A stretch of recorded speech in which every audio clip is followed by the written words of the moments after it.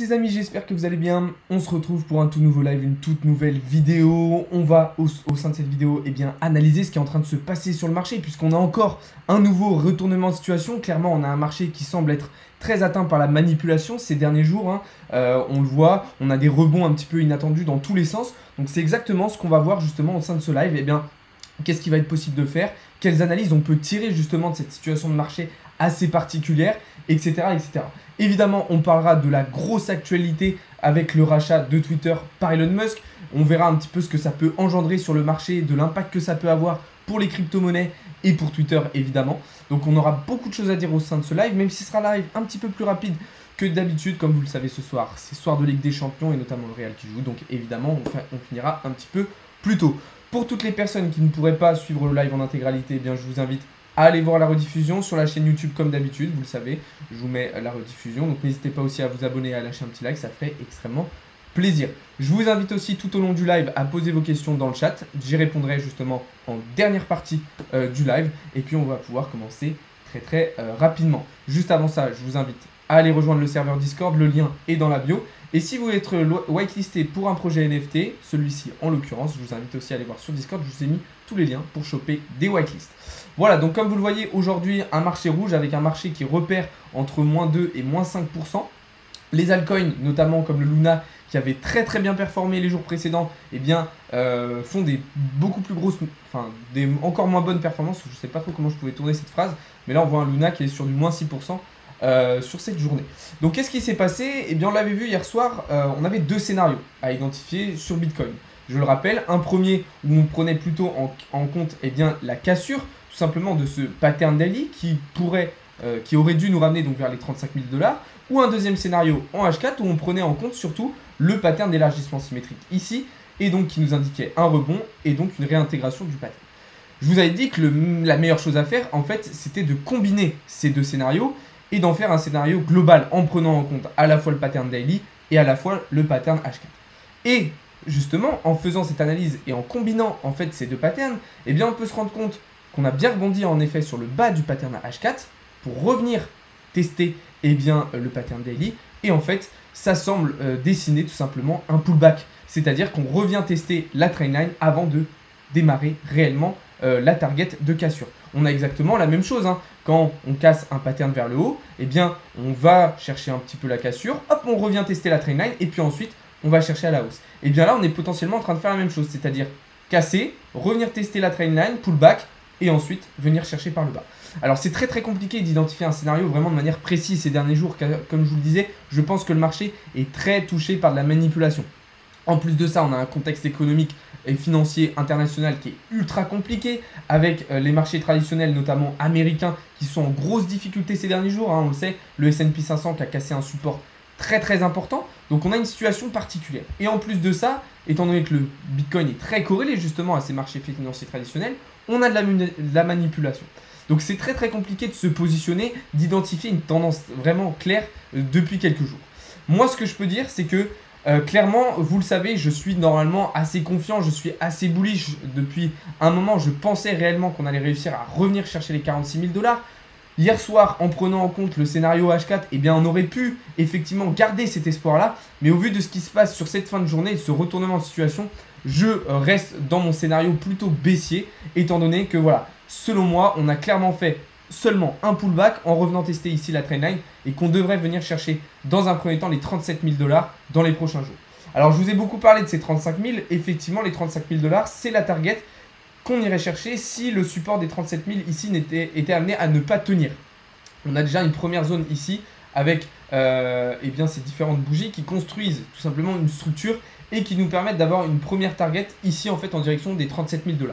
Mais si cette zone était amenée à ne pas tenir, ce qui est fortement possible, alors on pourrait venir chercher le bas du pattern daily en direction des 35 000 $. Donc c'est une situation qu'il va falloir surveiller vraiment attentivement dans les prochains jours. Voilà. Moi personnellement, là, au vu de ce qui s'est passé sur la fin de journée, ça confirme mon scénario qu'en fait on a bien cassé ce pattern daily par le bas. On est venu chercher un pullback avec le pattern H4 et que là, on repart à la baisse. Parce qu'en fait, ce qu'on peut dire aussi, c'est qu'en H4, on a été totalement rejeté par le nuage d'Ichimoku, ici par le twist du nuage d'Ichimoku. Donc en fait, on a une situation qui reste selon moi baissière, en tout cas à court terme.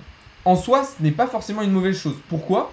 Parce qu'en fait, venir chercher ici les 37 000 $, ça va nous permettre d'avoir des points d'entrée vraiment ultra intéressants sur l'ensemble du marché.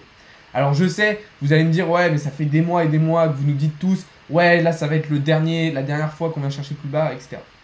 Effectivement, on l'a dit un certain nombre de fois, mais moi personnellement, je suis vraiment convaincu que là, si on vient chercher les 37 000 ou même les 35 000, ça sera vraiment le dernier bottom qu'on viendra chercher. Alors c'est pas vraiment un bottom parce qu'on est venu chercher plus bas, mais ça sera vraiment selon moi le dernier point bas qu'on viendra chercher pour cette année 2022. En tout cas, je l'espère réellement. Sinon, ça voudrait dire en fait, qu'on rentrerait tout simplement dans un range beaucoup plus long. Et ça, c'était un des scénarios que je vous avais annoncé au tout début de l'année 2022. Je vous avais dit qu'un scénario qu'on pouvait garder en tête, c'était peut-être qu'on allait range justement entre ces 30 000 et ces 50 000 $ pendant plusieurs mois, voire peut-être même jusqu'à la fin de l'année 2023. Bon, ça reste un scénario pour l'instant utopique et qui n'est pas encore réalisable. Mais si on se rend compte qu'à chaque fois, on revient toucher les 30 000 et qu'on a du mal à casser les 50 000, alors ce sera peut-être le scénario à garder en tête, en tout cas pour les mois à venir. Donc voilà un petit peu la situation sur Bitcoin. Donc une journée rouge. Évidemment, bon, l'indice Fear and Greed était un petit peu remonté étant donné que Bitcoin avait réintégré le pattern daily. Donc on était sorti d'un niveau de peur extrême pour repasser dans un niveau de peur plus modéré, donc avec un indice à 27. Mais là, je pense que, étant dans les situations, l'indice Fear and Greed devrait repasser dans un niveau de peur extrême. Du côté d'Ethereum, on est toujours dans la même situation. Là, on avait tenté de réintégrer, d'aller chercher la résistance des 3200 $. Donc on était au sein du nuage. Là, visiblement, on semble se diriger vers une cassure du nuage par le bas qui devrait nous ramener sur le bas de ce pattern. Pattern qui pourrait être assez inquiétant puisqu'il s'apparente tout simplement à un bear flag, c'est-à-dire tendance baissière, canal haussier. Et généralement, c'est un pattern de continuation baissière. Bon, ce qu'il faut dire, c'est qu'à côté de ça, on avait quand même cassé ici ce gros triangle de compression par le haut. Mais attention avec la situation sur Ethereum, puisque si la zone ici des 2700 $ ne tient pas, peut-être qu'on serait amené à revenir travailler sur le support des 2500 $. En tout cas, d'un point de vue théorique, d'un point de vue graphique uniquement, c'est ce que peut nous laisser penser ce qu'on a sous les yeux. Du côté du GMT, on a un trade qui s'est cette fois-ci très très mal passé. Vous le savez, je suis totalement transparent avec vous. Un trade qui se passe très très mal. Pourquoi? Parce que tout simplement, on attendait la cassure de ce pattern. Malheureusement, la cassure n'a pas été assez nette. Et avec la nouvelle correction du Bitcoin, on est venu chercher le stop loss. Donc on s'était laissé pourtant assez de marge. Là, j'avais fait volontairement un trade avec pas mal de marge en termes de stop loss. Malheureusement, on est venu chercher justement cette zone, étant donné que le Bitcoin a recorrigé. Donc c'est assez dommage parce que la cassure de ce pattern aurait pu nous permettre de revenir chercher les 3,80 $. Ça aurait été vraiment un très beau trade. Ça nous aurait permis d'aller chercher des très belles plus-values. Malheureusement, retournement de situation. Et du coup, on est impacté tout simplement, même si, voilà, je pensais que le GMT, étant donné qu'il était un petit peu moins corrélé au marché ces derniers jours, ces dernières semaines, il aurait peut-être pu s'en sortir. Malheureusement, c'est pas le cas. Donc voilà un petit peu un premier point. On va ensuite regarder ce qui s'est passé du côté du sol et de l'EGLD. Je bois juste une petite gorgée d'eau et on va pouvoir continuer ça tout de suite. Hop, voilà. Voilà qui est fait. Du coup, comme je vous disais, on va pouvoir regarder désormais ce qui est en train de se passer du côté du Solana. Solana, lui, qui a totalement été rejeté, comme vous le voyez juste ici, bien sûr, sa résistance des 135 $. Alors, qu'est-ce qui va se passer maintenant? Étant donné qu'ici, on ne semble pas tenir le support des 98 $, donc ici avec le plat du nuage, je pense qu'on va revenir tester la trendline et potentiellement même le support ici des 80 $. Donc, c'est pas forcément trop grave parce que même si on revient tester le support, ça ne nous ferait pas repasser sous la trendline. Bon, à part si là on faisait une énorme bougie rouge immédiatement et qu'on repassait sous la trendline, mais normalement si tout se passe bien, vous voyez que si dans les prochains jours on revient tester les 80 $, on resterait au-dessus de cette trendline ici daily qui est très très importante. Donc pas forcément de panique. Après voilà, ça va dépendre aussi du reste du marché. Si Bitcoin va à 35 000, je pense que effectivement Solana va revenir chercher les 80 000. Si Bitcoin repart et va chercher les 43 000, alors Solana reviendra chercher les 135 $. Voilà, c'est pour ça que j'ai pas envie de passer aujourd'hui trop de temps sur des analyses trop détaillées parce qu'en fait, voilà, on est très très dépendant des mouvements du Bitcoin aujourd'hui et en ce moment qui sont assez compliqués à suivre, assez compliqués à identifier. ça va un petit peu dans tous les sens d'un jour à l'autre, hein. De toute façon, vous pouvez aller voir sur mes vidéos YouTube, on passe de la Fed qui plombe les marchés avec un Bitcoin qui replonge, avec une vidéo hier soir où finalement on a un dernier espoir et en fait aujourd'hui on se rend compte que cet espoir là finalement en fait il tombe à l'eau. Donc ça va un petit peu dans tous les sens et ça vous pouvez le ressentir de toute façon sur tous les réseaux sociaux, hein, sur les vidéos YouTube crypto mais aussi sur Twitter. Vous vous rendez compte que tous les jours voilà, on a un nouveau scénario qui se met en place où on se dit ok, peut-être que là si on prend en compte ce scénario on a une dernière chance. Et puis en fait on se rend compte que ce scénario il tombe très très rapidement à l'eau et qu'en fait c'est le scénario qu'on avait identifié de base qui est à prendre en compte le plus. Donc c'est une situation assez particulière. Donc voilà. Du côté de l'EGLD, eh bien on revient chercher tout simplement le bas du range, hein, donc un range qui se situe, d'ailleurs il faudrait que je baisse un petit peu ce niveau là, donc un range qui se situe en fait entre les 135 et les 215 $, donc c'est un gros range, hein, c'est un range daily. Ce qui est dommage, c'est qu'on avait mis en place un schéma de double bottom, comme vous le voyez juste ici en bleu, qui aurait pu nous permettre de casser la résistance justement de ce range et de revenir chercher des targets en direction des 300 $. Malheureusement, ce scénario il s'annule totalement et là on revient chercher le bas du range. Donc en soi, c'est pas forcément une mauvaise chose puisque ça va permettre potentiellement de nous repositionner, de recharger notre bague et donc de reprendre des positions intéressantes à long terme. Donc c'est plutôt une chose intéressante. Désolé pour la petite sonnerie, il y a quelqu'un qui arrive chez moi. Donc plutôt intéressant. Donc on va surveiller ça attentivement sur GLD.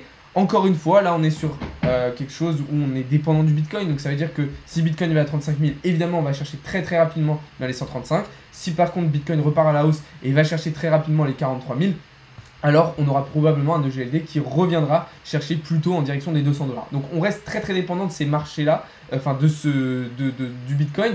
Et donc, vu que Bitcoin est corrélé au marché financier traditionnel, on reste en ce moment très dépendant des marchés financiers traditionnels et donc de la situation économique et financière mondiale. Bon, après, à côté de ça, il faut quand même dire qu'on a quand même des très bonnes actualités, hein, dans l'écosystème crypto qui pourraient nous permettre justement d'encourager un petit peu plus le prix à la hausse. Parce que pour l'instant, graphiquement, comme je vous le disais en début de live, on reste sur un scénario qui est plutôt baissier pour le moment. Donc il va falloir surveiller ça attentivement. Donc voilà un petit peu pour les différents scénarios qu'on pouvait identifier pour le moment. Voilà, encore une fois, je ne vais pas revenir sur toutes les autres cryptos, tous les autres altcoins qu'on a regardé et identifié les derniers jours. Parce qu'en fait, je me répéterai. Donc si jamais vous avez loupé les lives et les vidéos des derniers jours, je vous invite justement à aller les voir. Je vous ai mis toutes les rediffusions, elles sont disponibles, donc je vous invite réellement à aller voir ça.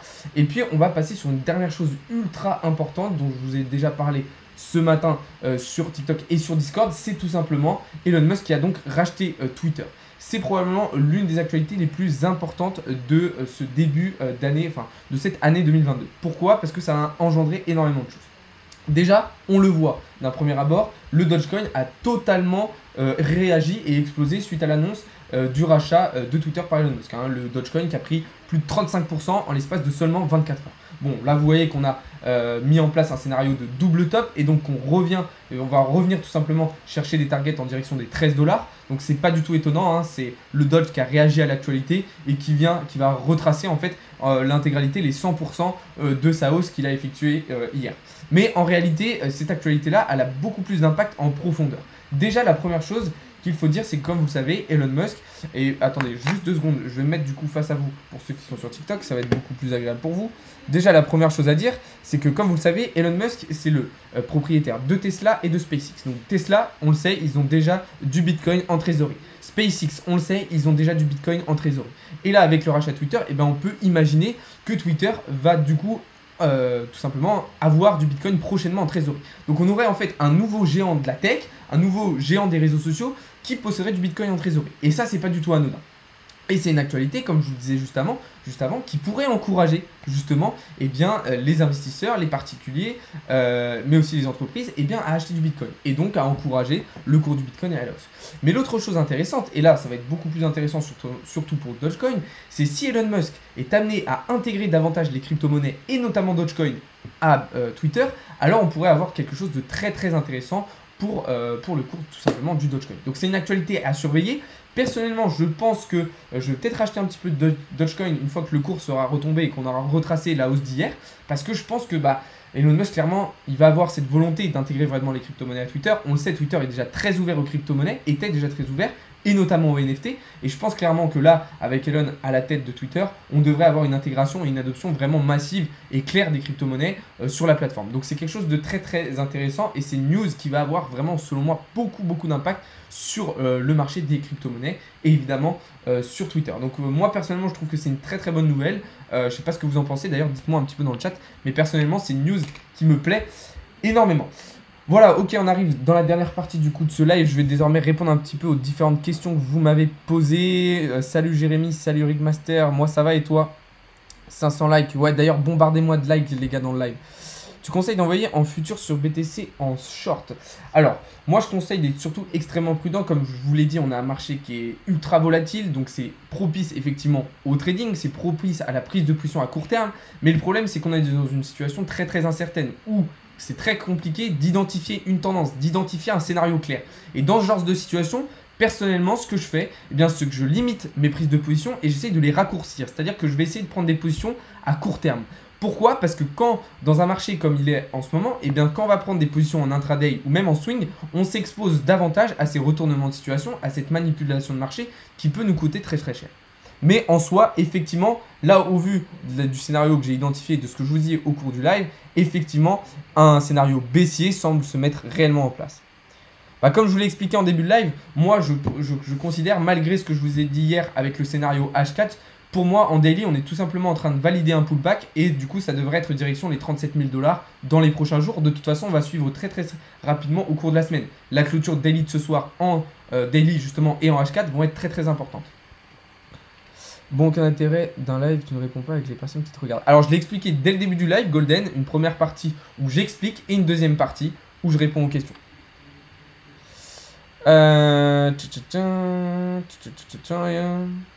CRO, pourquoi pas? Le CRO, ça peut être très intéressant, c'est la crypto-monnaie de la plateforme crypto.com, donc pourquoi pas. Chiliz, je pense que c'est un projet qui a beaucoup de potentiel, j'aime beaucoup personnellement. Bonjour, tu penses que Aleph est un bon projet? Et Aleph, effectivement, c'est un très bon projet. Je vous en avais parlé en 2021, notamment à la fin de l'année 2021. C'est un très bon projet qui a selon moi beaucoup de potentiel. Personnellement, de l'Aleph, je fais du DCA dessus. Donc, qu'est-ce que c'est le DCA? C'est-à-dire de racheter en fait tous les mois, de se repositionner sur une crypto. Eh bien, personnellement, je le fais sur Aleph parce que je crois vraiment en ce projet et je pense que ça a beaucoup de potentiel. Chiliz, donc comme je disais, c'est un projet que j'aime beaucoup aussi. Je me suis vachement exposé sur le Chiliz. Est-ce que je peux expliquer l'effet de levier, comment s'en servir? Très bonne question. En gros, l'effet de levier, qu'est-ce que c'est et à quoi ça sert?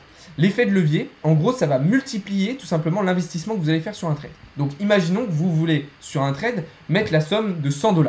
Et bien sûr, cette somme de 100 $, si vous appliquez un effet de levier de x10, alors le trade se fera donc avec 1000 $. Mais pas réellement 1000 $ que vous aurez vous. En fait, c'est tout simplement un multiplicateur. Donc pourquoi c'est intéressant? Parce que du coup ça va potentiellement nous permettre de faire davantage de gains. Mais pourquoi c'est risqué? Parce que forcément si ça marche dans un sens, ça marche dans l'autre. Donc oui, ça peut nous permettre d'exploser et d'optimiser les gains. Malheureusement, ça va nous exposer davantage au marché, au mouvement de marché, et ça peut aussi augmenter nos pertes. Donc c'est pour ça qu'il faut être extrêmement prudent quand vous utilisez les effets de levier et utiliser des stop loss à chaque prise de position pour limiter vos pertes si on casse des supports importants. Donc voilà, mais en tout cas, si vous êtes débutant, je vous conseille d'éviter les effets de levier ou alors vraiment d'être sur des tout petits effets de levier, genre du x2, du x3, vraiment gros maximum. Salut, est-ce que tu t'es renseigné... Alors attendez, j'ai loupé la question. Est-ce que tu t'es renseigné sur le projet NFT The Possessed? Si oui, tu as un avis. Non, pas encore Antoine. J'ai prévu de le faire dans la semaine. Là d'ailleurs, je vous ai balancé sur le Discord des projets NFT ultra intéressants. Donc je vous invite à aller sur le Discord parce que vraiment, il y a des projets très intéressants à la fois sur Solana et sur Ethereum qui sont très intéressants à suivre sur cette fin de mois d'avril. Il y a des grosses hype avec des bonnes capitalisations, etc. Donc il y a des projets vraiment très lourds. Je viens d'acheter le même t-shirt que toi, il taille grand ou petit. Il taille assez large, mais pas forcément trop serré non plus. J'ai même des questions sur mes fringues, j'adore. Je suis sur le VIP Telegram et j'arrive pas à accéder à celui de Discord. Ouais, pas de souci, t'inquiète, si tu m'as envoyé un message, c'est nickel. Je vais te répondre d'ici vraiment peu de temps. Voilà, que je vous l'avais expliqué, il y a eu un basculement entre Telegram et Discord. Donc pour tous ceux qui étaient dans le VIP crypto, fallait m'envoyer un message pour basculer. Donc t'as bien fait, t'inquiète pas, je vais y répondre très rapidement. Tu as fait des trades aujourd'hui car j'ai le problème et je n'ai rien vu. Alors le problème, Jérémy, d'ailleurs j'ai vu que tu m'avais envoyé un message, je vais t'expliquer et je vais refaire un petit point d'ailleurs sur ça. Le Premium est différent du Crypto VIP. Le Crypto VIP reste à part du Premium. Quand vous êtes dans le Premium, vous avez accès bourse VIP, minage VIP, NFT VIP, ICO, GEMS, immobilier, fiscalité, toutes ces parties-là premium, mais c'est séparé de la partie crypto VIP. Tout a été expliqué dans les lives, dans les vidéos, dans les messages, je vous ai tout détaillé. Donc allez bien voir un petit peu tout ce que je vous ai balancé parce que je vous ai expliqué vraiment tout le fonctionnement. Donc n'hésitez pas à aller voir en détail. Mais genre t'as pris la taille? Non, j'ai pris la même taille que mes autres t-shirts, Thomas. M. Est-ce que tu confirmes que Arby Smart est une arnaque? Non. Non, je ne confirmerai pas ça, Hugo. Solana going to between 40... Non. Non, le Solana ne retournera... Non, non, ça ne retournera pas vers les 40-50 $. On a des niveaux de support qui sont bien trop solides entre ces niveaux-là pour qu'on puisse redescendre jusqu'ici. J'ai acheté lors du bull et maintenant mon portfolio est à moins 60%. Y a-t-il un espoir que je hold? Oui, continue ton DCA, Fuxbox, continue ton DCA, continue ton investissement. Oui, c'est chiant, c'est dommage. Malheureusement, tu as acheté au pire des moments, mais tu pouvais pas forcément le savoir. Donc, continue ton DCA. Comme ça, actuellement, bah, ça te permet de recharger plus bas. Continue. Effectivement, c'est des choses qui arrivent. On ne peut pas forcément tout le temps, quand on débute, rentrer au meilleur moment sur un marché. Donc, continue ton DCA, évidemment. Aleph a beaucoup de potentiel, mais il est déjà à 600 millions. Effectivement, c'est peut-être un des inconvénients principaux du projet Aleph, c'est sa capitalisation qui est déjà très très haute. Mais étant donné la fondamentale qu'on a derrière, personnellement, je garde de l'espoir et je pense qu'on peut aller chercher des choses très intéressantes. Moi, je trouve que la tech, la proposition de valeur et la valeur ajoutée d'Aleph, moi personnellement, je la trouve très très intéressante. Moi, mon avis sur Arby Smart, c'est que c'est un projet qui a beaucoup de potentiel, qui va apporter une réelle valeur ajoutée, qui va répondre à certaines problématiques. Et c'est pour ça que je pense que c'est un projet très intéressant. Je te propose quoi d'acheter comme crypto? Alors ça, c'est une très bonne question, mais c'est compliqué d'y répondre. C'est-à-dire qu'il n'y a pas une réponse universelle. Puisque ça va dépendre de ton capital, ça va dépendre de quel type d'investissement que tu veux faire, court terme, moyen terme, long terme. Ça va dépendre aussi de ton profil d'investisseur, si tu veux prendre beaucoup de risques ou peu de risques. Donc ça dépend de vraiment beaucoup de choses. Quand est-ce que le bull est prévu? Eh bien, j'espère dans les prochains mois, évidemment, mais c'est beaucoup plus compliqué que ça à prévoir, comme vous le savez. Alors, sur du long terme, évidemment, je te conseillerais des grosses cryptos dans un premier temps, comme Bitcoin, Ethereum, BNB, des choses comme ça. Et puis après, essayer d'identifier les tendances. Donc, par exemple, essayer d'aller chercher des cryptos dans le domaine du métaverse, des cryptos dans le domaine des play to earn, ou alors des move to earn, comme on a en ce moment, par exemple, avec le GMT de Stepin. Voilà un petit peu. Mais si tu veux si tu as davantage de questions, je t'invite à m'envoyer un message sur Instagram. Apex Protocol, personnellement, je ne me suis pas renseigné plus que ça parce que ça m'intéresse pas d'un premier abord, mais je vais faire davantage de recherches pour voir un petit peu ce qu'il en est. Le bot, il y a eu un petit souci, ça a été retardé parce qu'on a eu un souci technique avec un des développeurs. Donc on a dû retravailler sur certains points, c'est pour ça que c'est de nouveau retardé.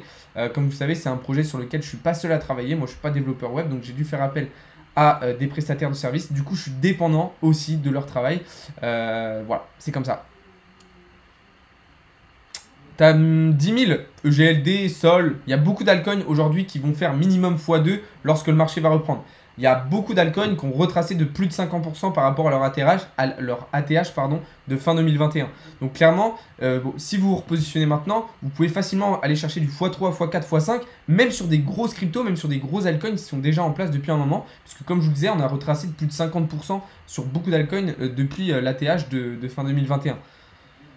Plus bull sur Solana ou Avalanche en comptant les différences entre monolithique et subnet. Alors moi je suis beaucoup plus bull sur Avalanche que sur Solana, je vais vous expliquer pourquoi. Parce que pour moi Solana, ils ont encore beaucoup trop de problèmes de décentralisation et de sécurité. Et je pense que ça peut clairement leur porter préjudice. Alors que Avax est vraiment en train de se diversifier d'une manière totalement folle et vraiment très intéressante. Donc personnellement je suis beaucoup plus bull sur Avax que sur Solana, même si j'aime beaucoup Solana. Et c'est une crypto que j'avais acheté vraiment très peu cher.